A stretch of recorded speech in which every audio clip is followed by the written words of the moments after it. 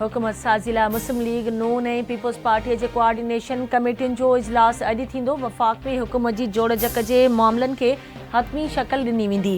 गुज़िरियल ॾींहुं ॿिन्ही पार्टियुनि जे कमेटियुनि जी गॾिजाणी सलाह मशवरे सबबि मुलतवी कई वई हुई। कमेटियुनि जे ॿिनि वेहकुनि जा दौर मुकमल थी चुका।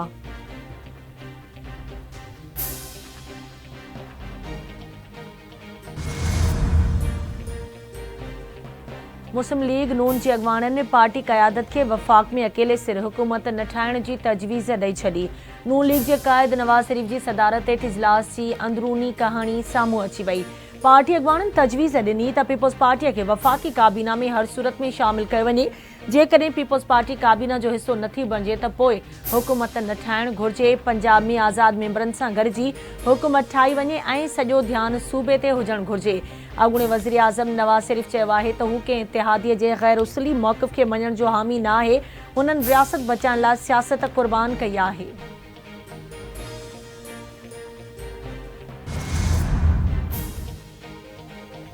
बेतमादी रिथ जे पुठियां चैनल बाजवा ऐं ॿिया हुआ। गुज़िरियल ॾींहुं ख़ानगी टीवी चैनल खे इंटरव्यू ॾियण दौरान ग़लती सां फैज़ हमीद जो नालो मुंहिंजी ज़ुबान ते अची वियो।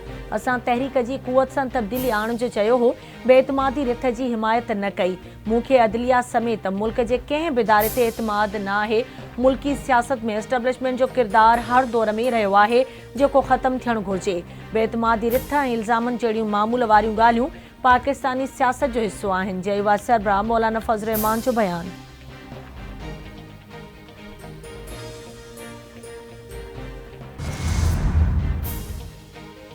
पीपल्स पार्टी नून लीग JUI सरबराह मौलाना फज़ल रहमान जी दावा खे रद्द करे छॾियो। फैसल करीम कुंडी चयो आहे त मौलाना फज़ल रहमान ॿुधाए मैंडेट चोरी करे कंहिंखे ॾिनो वियो। अॼु JUI ऐं PTI वारा गॾिजी विया। सुठी ॻाल्हि आहे। मौलाना साहब लॉन्ग मार्च ऐं धरणो हयो कंहिंजे चवण ते ख़त्म कयो। मौलाना ॿुधाए असांखे कंहिंजे चवण ते PDM मां कढियो वियो।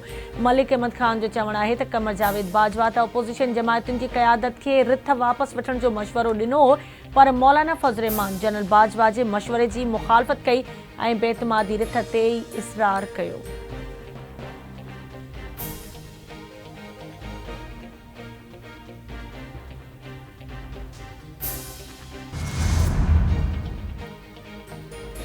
पीपल्स पार्टी हैदराबाद में GDA जे एहतजाज के मुरीदन जो इज्तिमा करार ॾेई छॾियो। पीपल्स पार्टी जे सीनियर अॻवान शर्जील इनाम मेमन जो चवणु आहे त हैदराबाद में GDA जो धरणो न पर पीर साहब जे मुरीदन जो इज्तिमा हो। अवाम पीपल्स पार्टीअ जी ख़िदमतुनि जी वाखाण कंदे मैंडेट ॾिनो आहे जंहिं ते असां अवाम जा थोराइता आहियूं। अवाम GDA खे मुकमल तौर रद्द करे छॾियो। सभिनी खे PP जे मैंडेट जो एहतराम करणो पवंदो। पीर पागारे जो दिलि सां एहतराम करियां थो। बिलावल भुट्टो ज़रदारी आचर ते ठटे में तारीख़ी कामयाबी ते जशन जी तक़रीब में शिरकत करे ख़िताब कंदो। ॾुखे वक़्त में PP सदाईं अवाम सां गॾु रही आहे। सियासत में नफ़रत ऐं विरासत जी गुंजाइश नाहे। मुख़ालिफ़ पीपल्स पार्टी जो सियासी मैदान में मुक़ाबिलो कनि।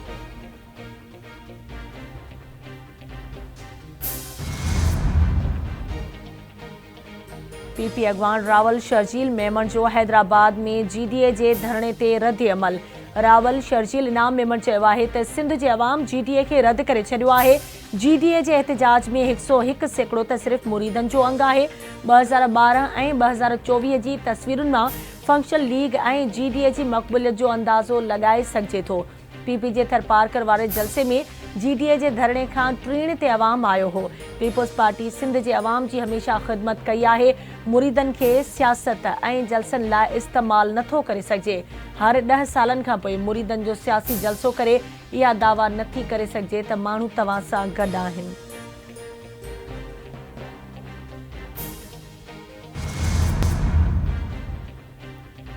अॻूणे अमरीकी सदर खे सिविल फ्रॉड केस में करोड़े डॉलर जी सज़ा। डोनाल्ड ट्रंप खे $355 मिलियन ॾंड ऐं 3 सालनि जे कारोबारी पाबंदी जी सज़ा ॿुधाई वई। अॻूणे सदर ट्रंप ते रियासत में कारोबार करण ते बि 3 सालनि जी पाबंदी लॻाई वई।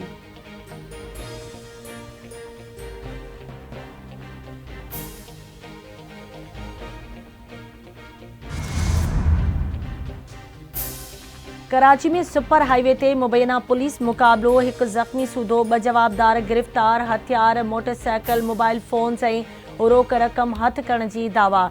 दौलमिया वेझो मुबैना फायरिंग जी ॾेवट खां पोइ हिकु जवाबदार खे ज़ख़्मी हालत में गिरफ़्तार कयो वियो।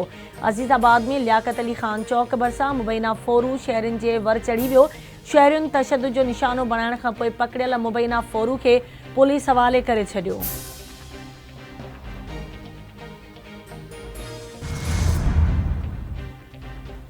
इंतज़ार जूं घड़ियूं ख़त्म। क्रिकेट जो मेगा इवेंट अॼु खां शुरू। पाकिस्तान सुपर लीग 9 में रांदीगरनि जे एक्शन खां पहिरियां रंगारंग इफ़्तिताही तक़रीब थींदी। लाहौर जे कज़ाफ़ी स्टेडियम में क्रिकेट जा शौक़ीन आतिशबाज़ी ऐं लेज़र शो मां बि लुत्फ़ अंदोज़ थींदा। पहिरीं मैच दिफ़ाई चैंपियन लाहौर कलंदर्स ऐं इस्लामाबाद यूनाइटेड विच में खेॾी वेंदी।